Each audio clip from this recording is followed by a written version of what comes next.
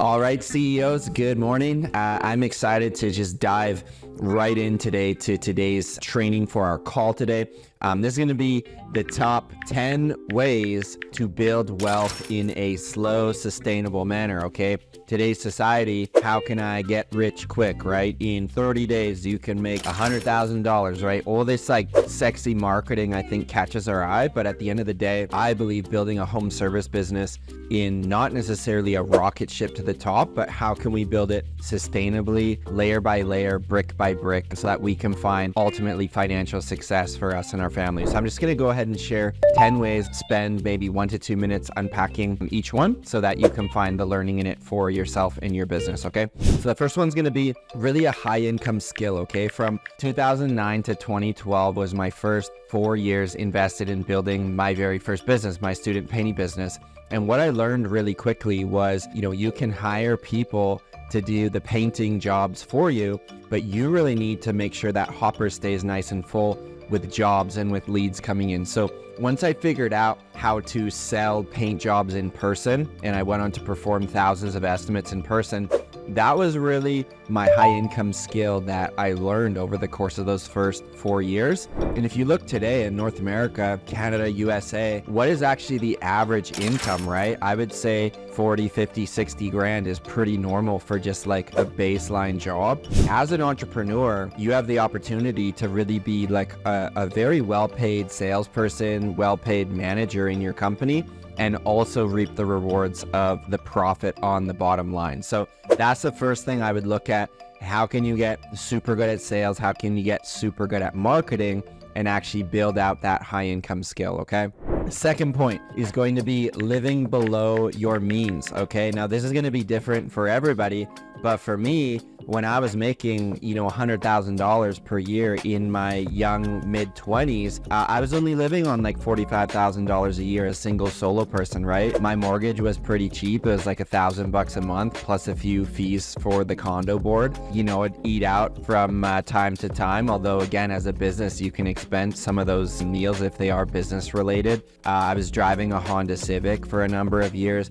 I was working out at a gym that was like $15 a month. Wasn't amazing, but did the job. Didn't have expensive taste in clothing, to be honest. Didn't drink, much alcohol. That can add up if you're eating out for fancy meals. And when I would fly on trips, like I would always just sit in the economy class and, still do if I'm paying for flights is sit in economy, right? Why do you have to flex this lavish lifestyle? So that's, I think, a key learning. And like, if you look at the gap from 100 grand to 45, right? That's 55,000 every single year. If you're able to just chunk aside of that, like pay tax, put a chunk aside, you really build wealth. What I'm getting at in this training, you build wealth over decades and not over days, weeks, months, which I think society wants to tell us it comes really quick. But just in my experience, I think like a slow build of wealth is good because then it's actually sustainable and it's like sticking power, right? It's like if you want to lose weight and get in shape, like actually the slower the weight comes off, like is going to be more sustainable. This is just in my opinion and been in my experience, okay?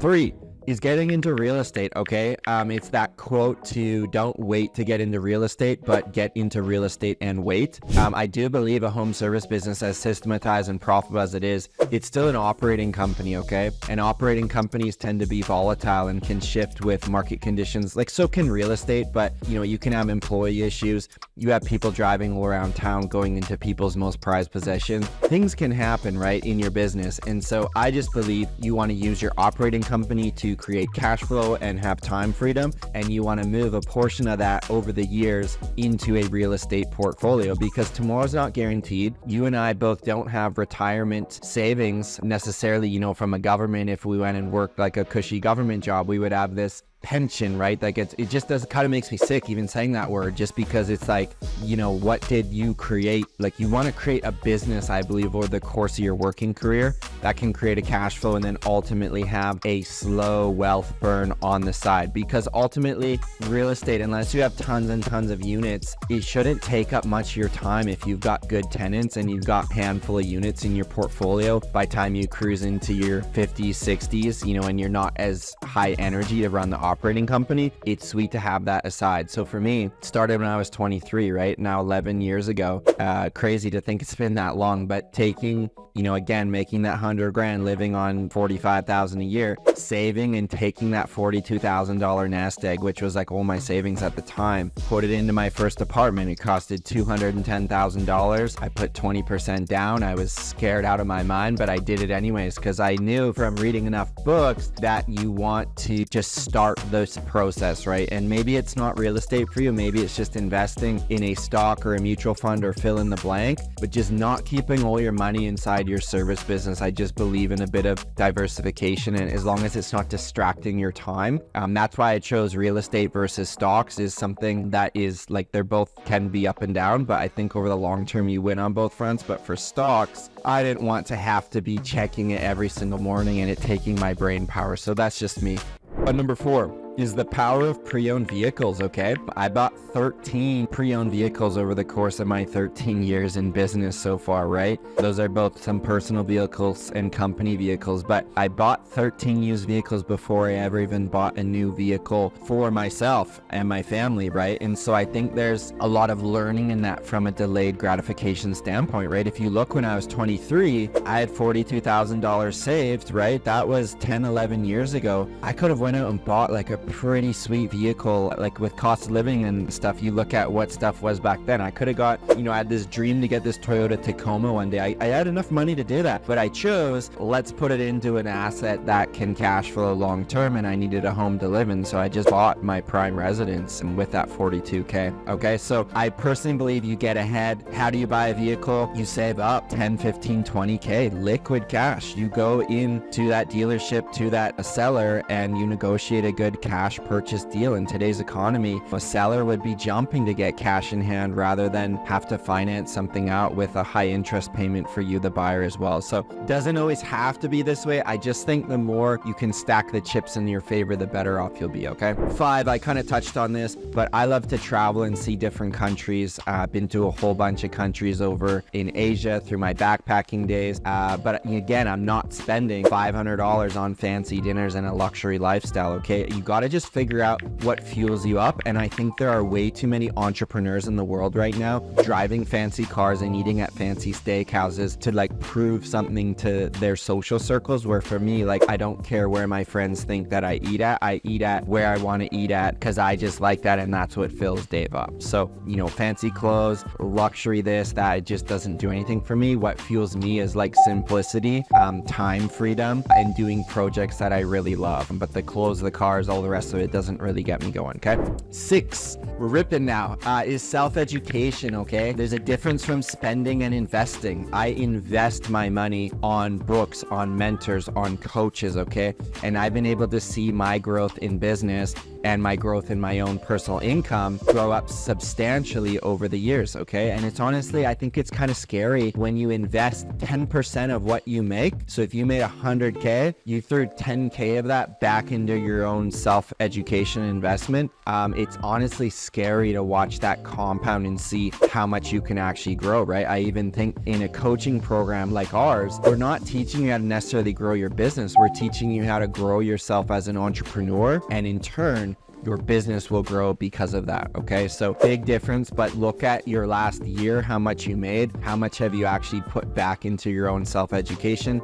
Again, if you're not going the fancy dinners, this and that, you should have additional disposable that you're like, man, I should be throwing something in to advance myself forward. And the last thing I'll say on that, it just puts you in a place of confidence when you're able to bet on yourself and say 10K down, 5K down, $500 down, like whatever it is, you bet on yourself and you prove to yourself and get that return on that investment. It just becomes exciting to watch that repeat and repeat and repeat. Number 7 is on your marriage, okay? I'm not a marriage counselor, but I have been married since 2018. And so having the right partner, I believe in being aligned on your spending is huge. For me, we have a monthly spending plan that we follow in our household. Again, if we're not wanting to invest on fancy stuff, well, what trips do we want to go on? How much is that going to cost? We try plan out our year and kind of see where we're going and what that's going to cost. Okay, so I think you as a business owner, you're running your business here. You're also running your household over here, and you need to know how much it costs to power that household. You need to be taking out 5 grand, 10 grand, 15 grand from your business each month. Like,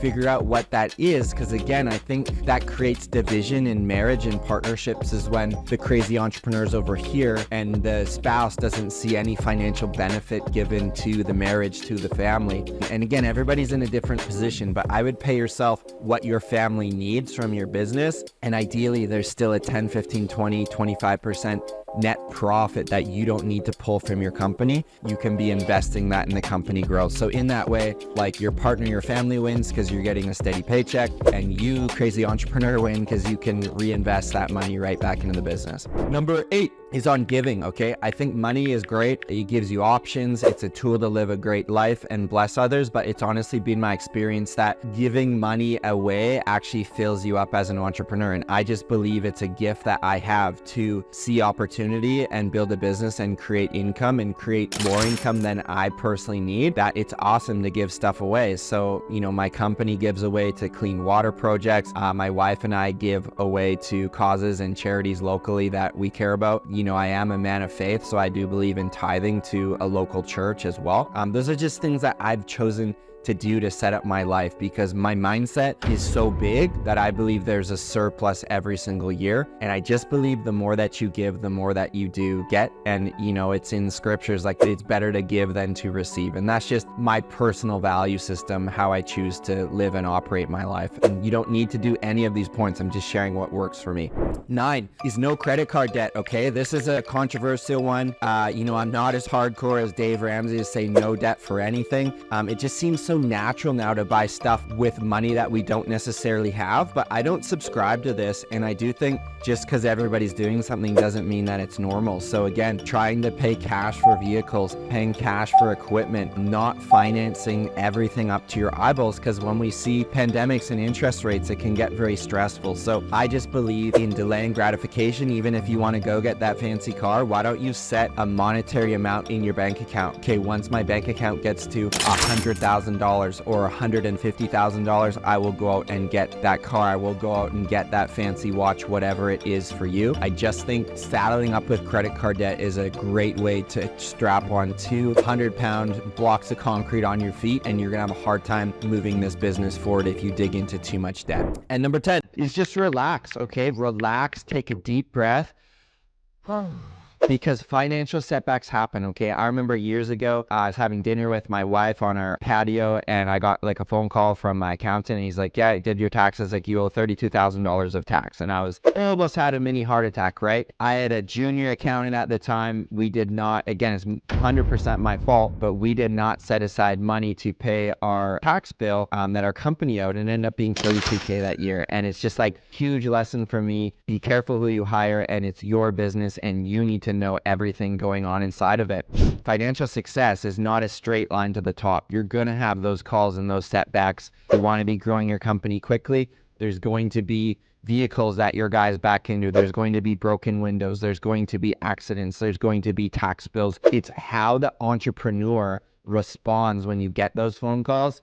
Do you put your head down and the sky's falling and you're crying your Cheerios? Or do you say, I'm going to find a path forward from this? And that is what separates a successful entrepreneur who has grit and resilience, and one that just folds the tent on anything that actually happens and like capsizes the boat. Those are my top 10 ways. I highly, highly suggest you look at building your business this next year and asking yourself, where will I be in 10 years or 20 years? And just relax a little bit, because this is not a race building your business. But what I would be focused on is having extreme clarity this year with your business so that you can ultimately get to where you want to be to in 5 years, in 10 years, in 15 years. But if we move that goalpost out and take some of these principles I taught you today, I do believe it will fly in the face of being countercultural and different than your competitors and different what dudes are doing on Facebook groups. But I do believe when you can ascend yourself in that 1%, be different, be weird, and do things differently, how I'm teaching you here